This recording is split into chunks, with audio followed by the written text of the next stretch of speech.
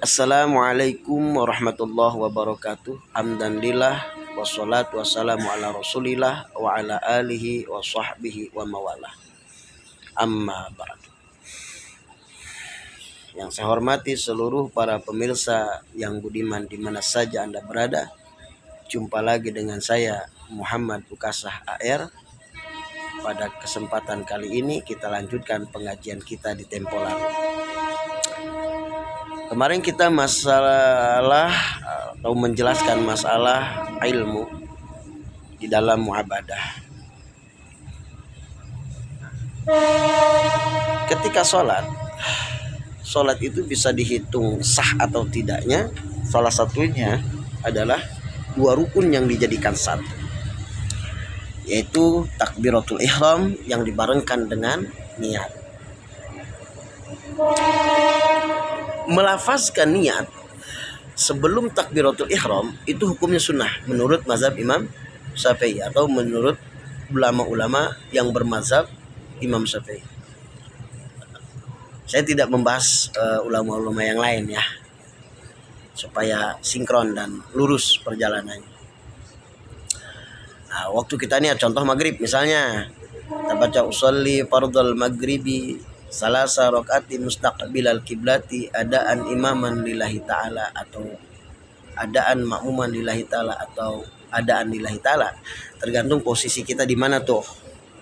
Nah, begitu kita takbir Allah, itu lafaz Allah itu jangan diputus ya, panjangkan saja, habiskan Allah Allahu Akbar. Kenapa dipanjangkan? Karena ketika Allahnya panjang atau Allah ya, dari A-nya minimal kita Allahnya lah ya, itu hati kita mengucapkan sejak saya niat sholat maghrib 3 rakaat menghadap kiblat adaan imaman atau makmuman atau lillahi ta'ala ya, tergantung posisi kita tadi itu. Nah, itulah seminimal-minimalnya khusyuknya di dalam niat sholat ya.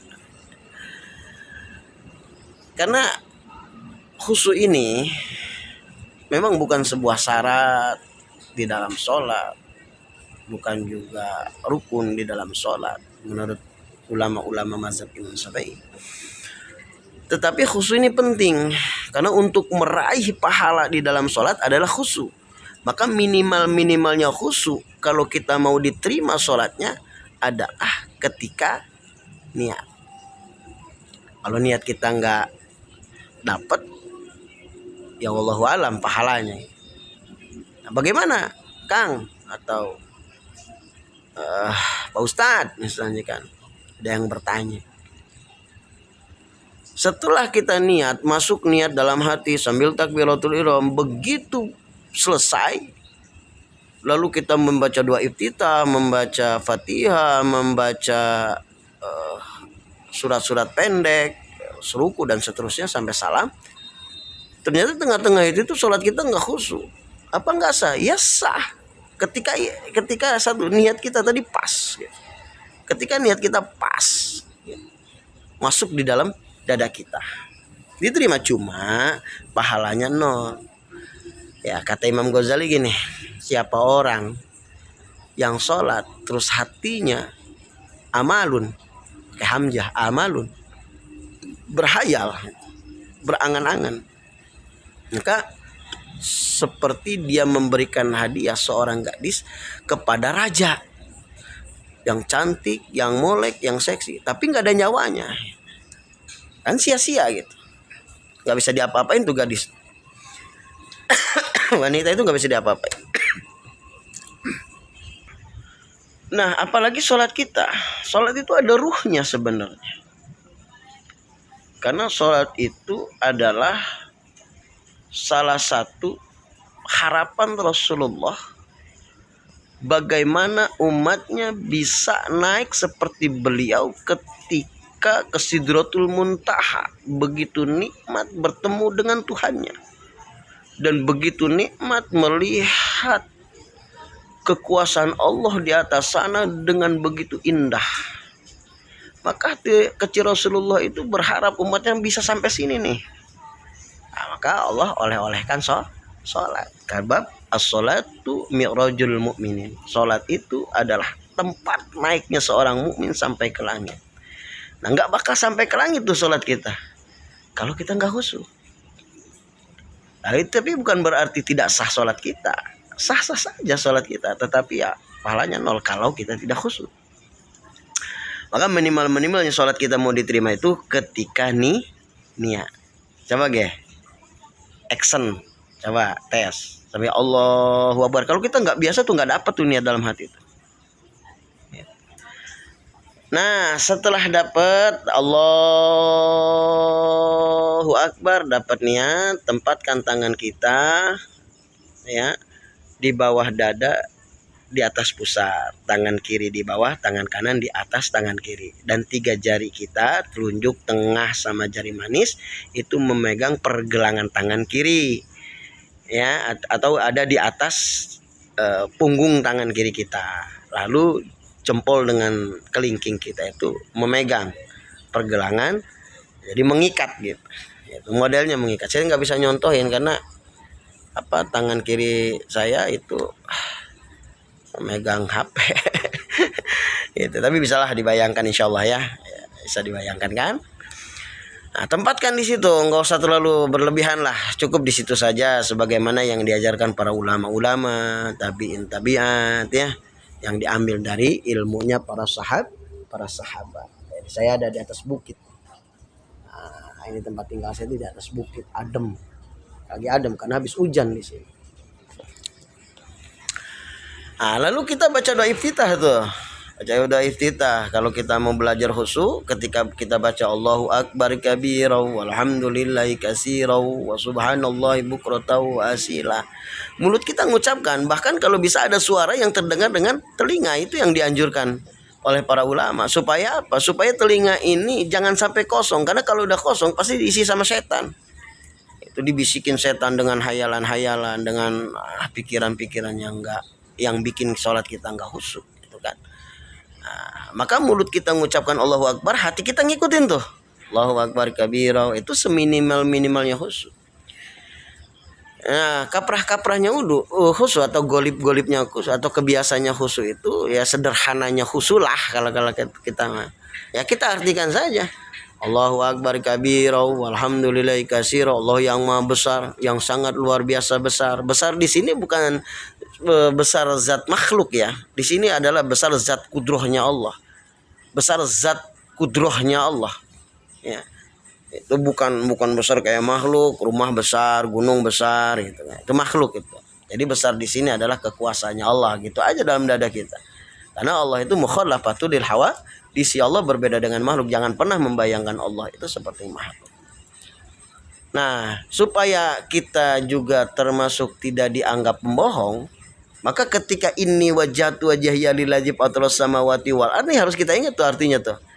Ini sesungguhnya aku menghadap zat Allah yang menciptakan 7 lapis langit dan 7 lapis bumi. Nah, maksudnya apa di sini? Di sini kita punya komitmen di dalam sholat kita itu bahwa kita ini sedang berhadapan dengan Allah. Jadi boleh kita anggap bahwa Allah itu ada di hadapan kita.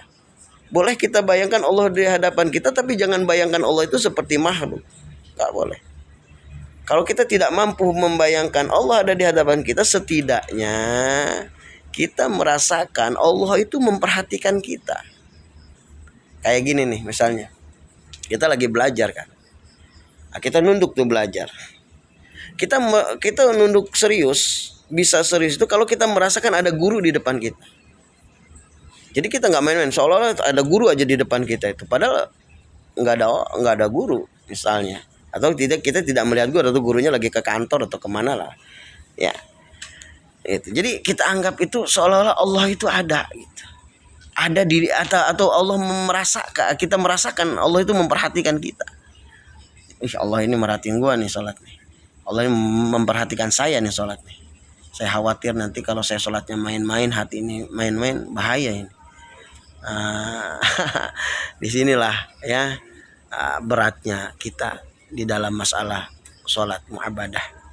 Kenapa disebut berat? Ya karena memang khusyuk itu selalu bertentangan dengan imajinasi pikiran-pikiran kita, karena otak kita ini, di diri kita ini ada beberapa imajinasi, pikiran, terus memori, terus hayalan.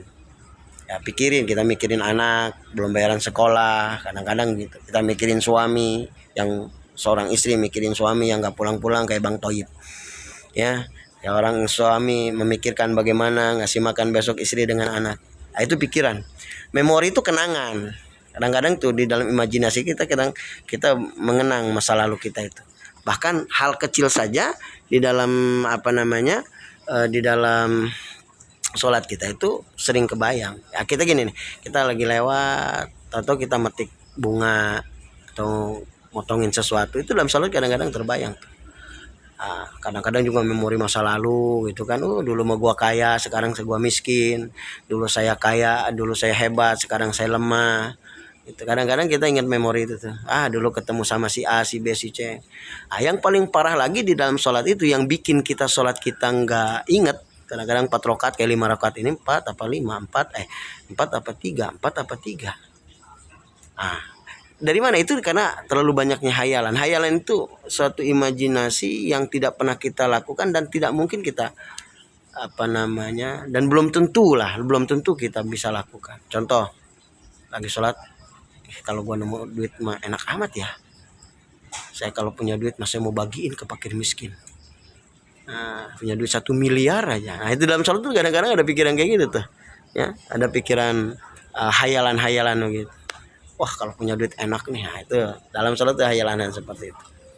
Maka pahami itu, ini wajah yalilazi itu, bahwa ketika kita mengucapkan itu ada ketetapan hati lah ya, untuk melakukan sholat itu lebih baik lagi ke depan.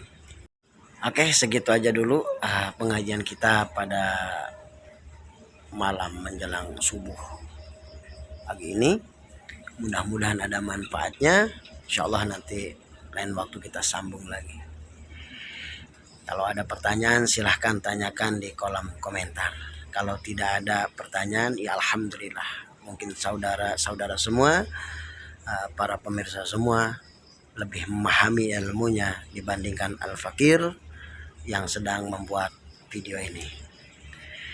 Itu saja dari saya. Mohon maaf bila ada kesalahan dan kekurangan. Wallahu muwaffiq ila aqwamit thoriq. Wassalamualaikum warahmatullahi wabarakatuh.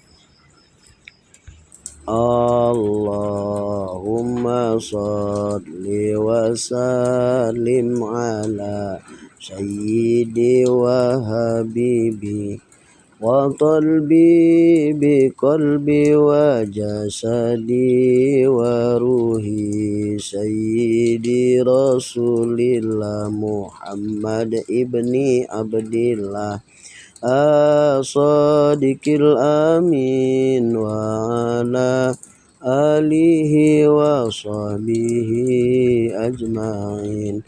Allahumma shalli wa sallim ala sayyidi wa habibi wa qalbi bi qalbi wa jasadi wa ruhi sayyidi rasulillah Muhammad ibni Abdillah as-sadiqil